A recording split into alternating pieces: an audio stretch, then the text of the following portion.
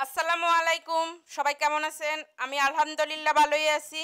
আজকে আমি আপনাদের সাথে শেয়ার করব যে চিংড়ি মাছের বালা চাও কিভাবে ভর্তাটা বানালাম ওইটাই আপনাদের সাথে শেয়ার করি আরকি।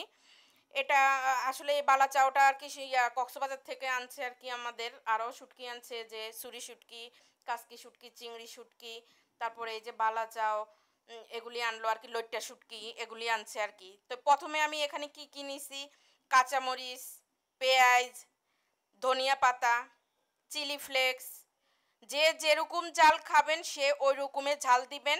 আমি যেরকম জাল খাই আমি আমার মতো করে নিছি। এইটুক দিছি তাইয়ে আমাদের কিন্তু অনেক জাল হয়ে গেছে। আমার তাইয়ে খাইয়া বুকে ব্যথা উইঠা গেছে এই জালটা। তারপর আমি এখানে সরিষার তেলও নিছি। সরিষার তেল নিছি। তারপরে এখানে আমি লবণ দিছি। তো লবণটাও আমি নিয়ে নিছি। নিয়ে নেওয়ার পরে তারপর আমি এখানে চিংড়ি মাছের বালা চাউটা আরকি ঢালবো আরকি। ঢেলে তারপর এটাকে আমি ভালোভাবে মাখিয়ে নিবো আরকি। এই যে আমি দেখাই দিচ্ছি আরকি বালা চাউটা আরকি। তো আমি অর্ধেক বানাইছিলাম আরকি। আর অর্ধেক আরকি বানাই নেই, রেখে দিছি, বানাবো আরকি। তো এটা কিন্তু আসলে খেতে খুবই মজা। এটাকে চিংড়ি মাছের চানাচুরও বলা যায়। চিংড়ি মাছের বালাচাও বা চিংড়ি মাছের চানাচুর যে যেটা বলে আরকি। এটা খুবই মুচমুচা আর খুবই একটা মজাদার খাবার। তো এটা আসলে এভাবেও হাত দিয়ে ভর্তা করান যায় আরকি, চটকায় আরকি এভাবে আস্ত। আবার চাইলে কিন্তু আপনি চিংড়িটা পাটার মধ্যে এমনি একটা ডলা দিয়েও নিতে পারেন। ওইটার স্বাদও একরকম, এটার স্বাদও একরকম। কিন্তু এটা একদম চানাচুরের মতো আরকি মশমশা থাকে আরকি, খেতে খুবই ভালো লাগে। তারপরে আমি এখানে এই যে পেঁয়াজের সাথে লবণটা মাখিয়ে নিলাম। লবণটা মাখিয়ে নেওয়ার পরে এই যে তারপর আমি ধনিয়া পাতা দিলাম আরকি।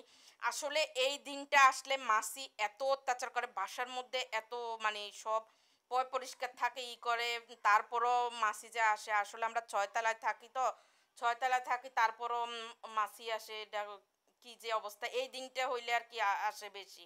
অন্য সময় আসে না। এই সময়টা এই যে গরমের সিজনে এই যে আম কাঁঠালের সময় আরকি মাছিটা বেশি আসে। তারপর আরকি আমি এটাকে ভালোভাবে এই যে মাখায়া নিলাম। মাখায়া নিলে মানে চিলি ফ্লেক্স, কাঁচামরিচ, ধনিয়া পাতা, পেঁয়াজ কুচি, লবণ দিয়ে ভালোভাবে মাখিয়ে নিছি। মাখিয়ে নিয়ে এবার আমি সরিষার তেলও দিছি। সরিষার তেল দিয়েও মাখিয়ে নিলাম। নিয়ে এই যে বালা চাউটা আমার এই যে আমি রেডি করে ফেললাম। রেডি করে তারপর এটাকে আমি আবার ফ্রিজের মধ্যে ঢালবো আরকি। ছবি উঠাইতে হইলে তো সাজায় গোছায়া সুন্দরভাবে ছবি উঠানো লাগে এই আরকি। তারপরেও আগের মতো এখন আর করি না। আমার মনিটাইজেশন পাওয়ার আগে একেকটা পোস্টে জানেন ৬০০, ৭০০, আমার চিংড়ি মাছের পোস্টে ৮০০ লাইক উঠছে।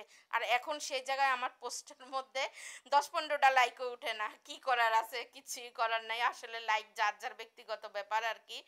তারপরেও আরকি এখন হয়ে ওঠে না ওভাবে। বেশিরভাগই আসলে অসুস্থই থাকি। তো এই যে বালা চাউটা আমার রেডি হয়ে গেছে। খুবই মজা। আপনারাও করে খেয়ে দেখবেন যে এই বালা চাউটা খেতে অনেক মজা। সবাই ভালো থাকবেন, সুস্থ থাকবেন। সবার জন্য শুভকামনা রইল।